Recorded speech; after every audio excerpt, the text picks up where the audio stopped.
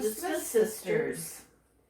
Well, today we're going to do what is, I think, a summer picnic classic. We're going to do baked beans, our version. Baked beans takes on a different persona with different people. Is that what I want to say? Yeah. When we were growing up on the farm, you knew something had happened when Mother put the white northern beans on to soak. That was her funeral dish, that was company dish, that was whatever it was. It was the known bean dish, Bina's Beans. That was our mother's name, Bina Hogan Smith. And she made these beans. And everyone loved them. And there was tons of white sugar, and lots of black pepper. And bacon. And bacon or pork, salt pork or something. But yes, everyone loved them. Everyone looked forward to Bina's beans. And you'll talk with other families locally that, oh gee, my aunt made those beans, and she was the one that started those beans. But we know that our mother was. And we think it was our grandmother, her mother-in-law, that might have taught her how to do it. But the thing was that the beans were known everywhere and are still known. But thank the Lord, Suzanne and I don't know how to make them. We never learned how to make them. We never did. We didn't like them, and we never learned how to make them. So can I tell this little story, Betty? So now we're on to another type of bean. Now what we're going to do today is another type of bean. But continuing on the white bean story, my mother's dearest friend, who was much younger, and our dearest family friends, the John and Rosamond Horns and their children that lived on Hogan Road, they were just dear farm friends and school friends, and still are to this day. And would come to visit Sunday afternoon. Yeah, we could see always get together. Coming up Hogan Road. But a few years ago, Rosamond, who'd lived a good life, her children had gathered here in Linden and were going to give her a 90th birthday party. So I said to my dear friend Mary Horn-Keogh, I said, what can I do? It was going to be a potluck. And she asked her mother, and her mother said, ask Suzanne if she'd make Bina's beans. So we scrounged up the recipe. Of course, we got the recipe, and I boiled the beans and soaked the beans and boiled the beans, and oh my God. And when it was time to go to and then bake them, of course, the party, I felt pretty darn good about them. Anyway, we get to the party, and everyone lines up to eat, and everyone's finishing their plates, and I kind of out of the corner of my eye, I have my eye on Rosamond to wonder how she's loving those beans. And finally, after a bit, I kind of slipped over and sat down beside her, and I said, well, Rosamond, how are the beans? She looked at me and said, Suzanne, I think you need a lot of practice. So that was the end of that story. That's been the end of the beans. We will not be making Bina's beans. So yeah, that was a good one. But as you've noticed, we've said Bina. Our mother had a very unusual name.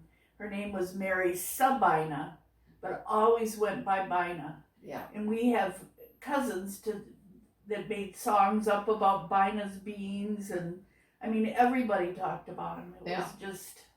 Well, now. But her and I, we didn't do it. Now, flash forward. You have to have 60 years. 60 years. You have to have some beans in your repertoire. So we both, I guess, came at it, and do come at it a tiny bit different. Which a lot of people now I think they call them Calico beans or party beans or whatever. So this is a much simpler approach to beans, and everyone loves them. So we'll go to the kitchen here in a few minutes, and you'll see that we put a lot of cans of beans and some meat, and then we use barbecue sauce. Some people will make up a barbecue sauce of their own, ketchup and mustard and that sort of thing. But we simplify it, and we still get a lot of raves. And I think we could both say that people might say, "Oh, Sue," or "Oh, Betty, bring your beans." So, but I have to tell another little story. About 4 years ago, I went to visit my dear, wonderful La Familia, the Leonardis in Westbrook, Connecticut. And they live on Long Island Sound, and they were having their beach association picnic, and Dia Leonardi was in charge of it. She had it absolutely running like a top. X amount of people were baking ribs, and then they were going to go on the grill at night, and so many making coleslaw. One gal made, I don't know how many, 150 ice cream sandwiches with home made chocolate chip cookies. And I was to make the beans. So I made vats of beans. By the way, we fed 150 people. So I made huge, big, beautiful baking dishes, and I filled them with these beans that we're making today. And still, I've been back to Westbrook, Connecticut every summer since then, and I don't know if I'll get to go this summer because of the Rona, but everyone talks about the beans. So we're dedicating these beans today, if it's all right with you, to the members of the Island View Beach Association in Westbrook, Connecticut, the Abrahams, the Kozas, the Marinos, the Dunnings, and of course my dearest, the Leonardis. So I think we'll get started. Yes. One thing too is if you have any questions or comments about what we're filming or how we're doing our YouTube or our Facebook, please let us know. We're hoping you're enjoying it. And we seem to be getting some good views, but we'd like a lot more. So let us know. Yes, and yes, just spread us out to all your friends. Yes. Right. All right, let's get going. Let's get going. Well, here we are. We can see it's several cans of beans, and there's absolutely no rhyme or reason to what you can and what you can't use. We're beginning here with some northern beans, Great Northerns, and then I have some black beans we're throwing in. Betty will tell you of all the different beans, and we all use different ones. And I've also thrown in some butter beans. I love butter beans. And right on down to the Van Camp's pork and beans. Pork and beans, not pork and franken beans. Yeah. Which I did the other day, bought that by mistake. I don't know who eats those. I'm going to put some onion in. I've cut half of a great big old Amish candy onion, and we'll throw that in here. Mix this all up.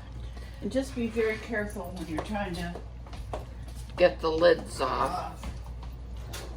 I got it, Betty.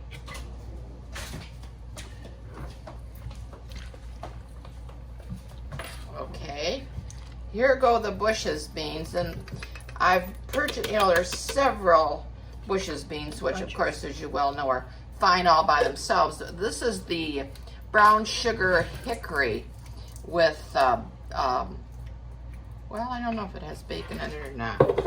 Okay, now we're gonna mix these all together. I'm gonna get the sausage, Betty. Now I have done up a pound of Italian sausage.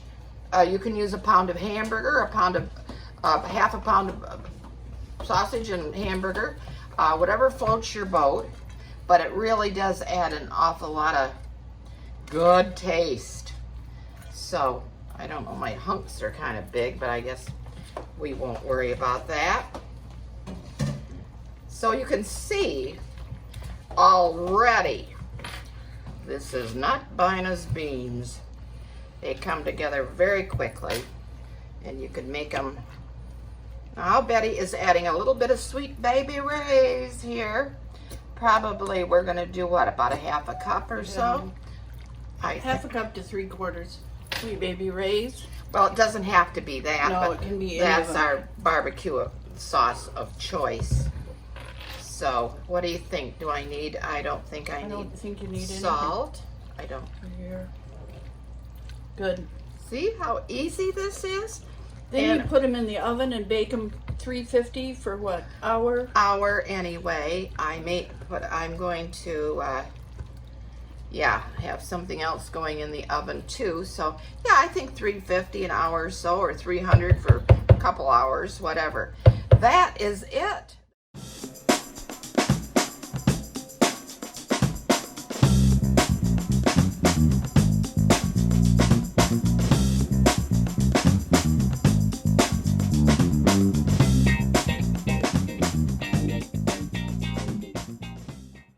Join us again. We'll be back next week. I'm Sue. I'm Betty. And we're the Smith sisters.